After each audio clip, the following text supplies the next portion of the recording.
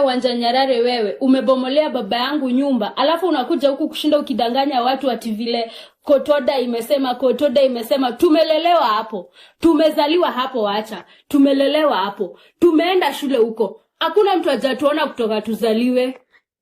Tumezaliwa huko Maito, si eti hatumjui, tunashinda ukisema wewe tu ndo unamjua. Tunamjua pia. Na kwanza alisema nikiwa shamba ni ya watoto wake wote. Hakuna angetaka kutufukuza, angetufukuza. Ukuja hapa ushinde ukibomolea watu nyumba na kudanganya watu vile sijui GS. Umewadanganya, umewachocha huko ati vile sisi ni wachawi, shosho yangu ni mchawi, anti yangu ni mchawi. Mulikuwa nao? Ulienda nao? Haukuenda nao. Uliwaona wapi wakiroga? Uliwaona wapi wakiroga? Kama basi unajua wanaroganga, ulikuwa nao huko. Pia wewe basi ni mchawi.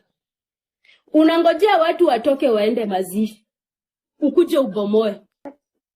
Mbona ukufanya wakiwa? Watu wameenda kulia matanga na wewe unakuja kubomoa. Mbona ukufanya wakiwa? Ungefanya wakiwa? Kwani unaogopa? Mbona ukufanya wakiwa? Unangojea onde alafu unakuja kukalisha anti yangu chini. Hata wewe si ni anti yangu. Unakuja kumkalisha chini kujigamba vile ulifanya. Tunajua ulifanya, lakini hautakuja kutuangaisha juu uko na pesa. Kama uko na pesa, enda ununue shamba. Uko na pesa ya kununua shamba mingi sana. Ukitaka shamba utaenda uchukue. Yenye unachukua ni kidogo sana. Unafukuza babangu, unafukuza shosho yangu miaka 62. Anaenda wapi? Anaenda wapi?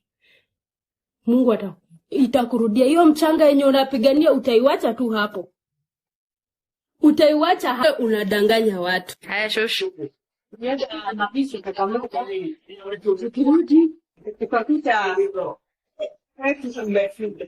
umebomolewa, hakuna geti ya mahali ya kupita. Umewekwa contain hapo. Mahali palikuwa na biashara yetu. Ng'ombe imetupwa nje. Mbuzi, pata, kuku, hakuna kitu liko huko.